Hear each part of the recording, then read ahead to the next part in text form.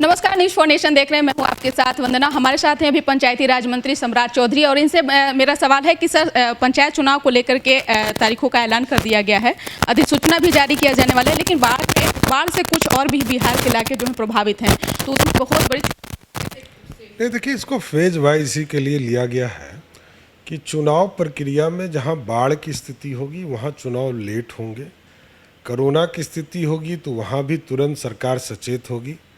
ये सारी परिस्थिति को देखा जा रहा है। राज्य निर्वाचन आयोग आज नोटिफिकेशन करेंगे, आपको बताएंगे कि हम कैसे कैसे जिलावार प्रखंडवार चुनाव करा रहे हैं, क्योंकि पहले फेज में बहुत कम जिलों को चिन्हित किया गया है जहां की बाढ़ का प्रकोप कम है। वैसे हम लोगों का जो अनुमान है और जो आज तक की परंपरा रही है कि 15 सितंबर के बाद बाढ़ की स्थिति नहीं रहती है। आज के तारीख में हम लोग के खगड़िया, क्योंकि हम खगड़िया से आते हैं राजनीतिक तौर पर, उस इलाके में लगभग पानी नदी में जा चुका है, तो इसलिए बाढ़ की अब स्थिति धीरे धीरे कंट्रोल हो रही है। और जब आज घोषणा राज्य निर्वाचन आयोग करेगा तो इसके 1 महीने के बाद चुनाव होना है, तो इसलिए वो कोई दिक्कत नहीं आएगी मेरे ख्याल से।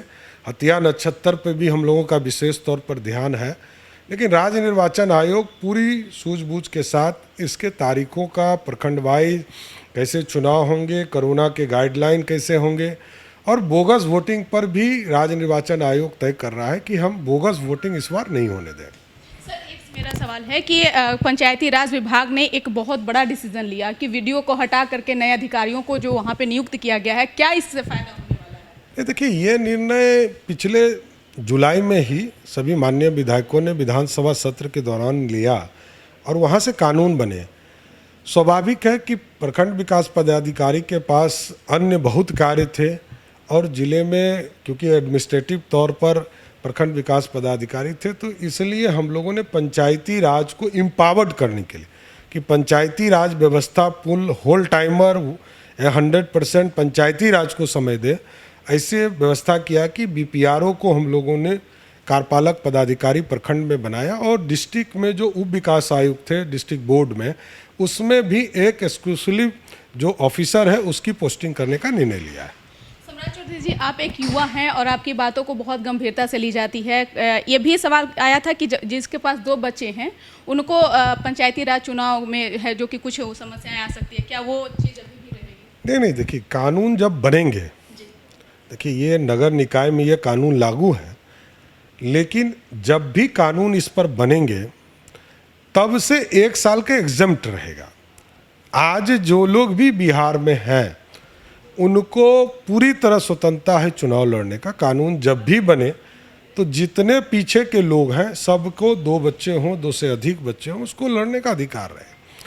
हम लोगों ने ये डिमांड उठाया था, माननीय मुख्यमंत्री जी से आग्रह किया है, ये आगे के दिनों पर इस पर विचार करना चाहिए कि जनसंख्या विस्फोटक होती जा रही है, तो ऐसे परिस्थिति में इस पर विचार करना चाहिए। एक मेरा आखिरी सवाल है, जेडीयू के नेता हैं गोपाल मंडल और उन्होंने काफ़ी कुछ बयान भी देते रहे हैं, उस कारण सुर्खियों में भी रहे हैं। एक बार फिर उन्होंने डिप्टी सीएम को ही वसूली का भी उन्होंने आरोप लगाया है। आखिरकार क्यों नहीं कार्रवाई उन पर की जा रही है? क्योंकि बीते दिन बीजेपी के नेताओं पर जो है कार्रवाई की गई इस तरह के बयान देने के बाद, लेकिन इन पर कार्रवाई क्यों नहीं की जा रही है? देखिए, प्रदेश अध्यक्ष जी ने बड़ा स्पष्ट तौर पर जनता दल यूनाइटेड के नेतृत्व को इसकी जानकारी दे दी है।